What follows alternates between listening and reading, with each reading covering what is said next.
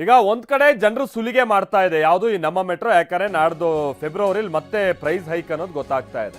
ಇದ್ರ ನಡುವೆನೂ ಒಂದು good news ಕೊಡ್ತಾ ಇದೆ ನಮ್ಮ ಮೆಟ್ರೋ. ಏನದು ಗುಡ್ ನ್ಯೂಸ್?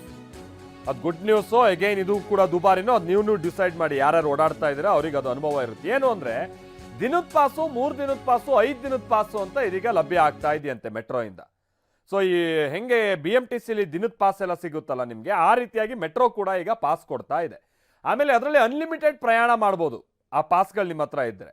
ಜನವರಿ 15ನೇ ತಾರೀಕಿನಿಂದ ಮೆಟ್ರೋದಲ್ಲಿ QR ಪಾಸ್ಗಳ ವ್ಯವಸ್ಥೆ ಇದೆಯಂತೆ. ಡಿಜಿಟಲ್ ಟಿಕೆಟ್ ವ್ಯವಸ್ಥೆಯನ್ನು ಉತ್ತೇಜಿಸೋದಕ್ಕೆ BMRCL ಈ ಥರದ ಕ್ರಮ ತೆಗೆದುಕೊಂಡಿದೆ. ಓಕೆ, ಮೊಬೈಲ್ನಲ್ಲೇ QR ಕೋಡ್ ಬಳಸಿ ಪಾಸನ್ನು ಪಡಿಬೋದಂತೆ.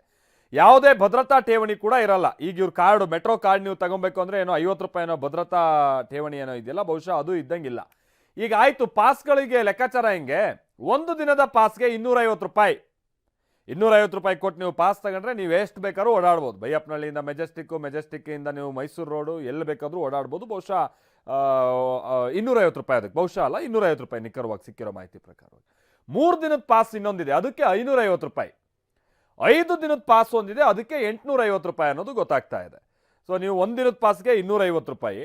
ನೀವೇನಾದರೂ ಭಾಳ ಕಡೆ ಓಡಾಡೋದು, ಒಂದಿನ ಇರುತ್ತೆ ನಿಮ್ಗೇನೋ ಪ್ರಯಾಣ, ಅದಕ್ಕಾಗಿ ನೀವು ಸುಮಾರಷ್ಟು ಖರ್ಚಾಗ್ಬಿಡುತ್ತೆ ಅಂತ ಏನಾದ್ರು ಯೋಚನೆ ಇದ್ದರೆ ನೀವು ಲೆಕ್ಕ ಹಾಕಿ 250 ರೂಪಾಯಿಗೆ ತಗೊಬೋದು. ನೋಡಿ, 250 ರೂಪಾಯಿ ಒಂದಿನಕ್ಕೆ, ಬಟ್ 3 ದಿನಕ್ಕೆ 550 ರೂಪಾಯಿ. ಈಗ 1 ದಿನದ ಪಾಸ್ 250 ರೂಪಾಯಿ ಅಂದರೆ 3 ದಿನಕ್ಕೆ ನೀವು ಲೆಕ್ಕ ಹಾಕಿದ್ರೆ 750 ಆಗಬೇಕಿತ್ತು. ಸೊ 3 ದಿವಸದ ಪಾಸ್ ನೀವು ಒಟ್ಟಿಗೆ ತಗೊಂಡ್ರೆ ನಿಮ್ಗೆ ಅಲ್ಲೋ ಆಫರ್ ಇದೆ 550 ರೂಪಾಯಿ. ಇನ್ನು 5 ದಿನದ ಪಾಸನ್ನು ನೀವು ಒಟ್ಟಿಗೆ ತಗೊಂಡ್ರೆ 850 ರೂಪಾಯಿ ಅನ್ನೋದು ಗೊತ್ತಾಗ್ತಾ ಇದೆ. BMRCL ಇಂದ ಇದಕ್ಕೆ ಸಂಬಂಧಪಟ್ಟಂಗೆ ಮಾಧ್ಯಮ ಪ್ರಕಟಣೆಯನ್ನು ಹೊರಡಿಸಲಾಗಿದೆ.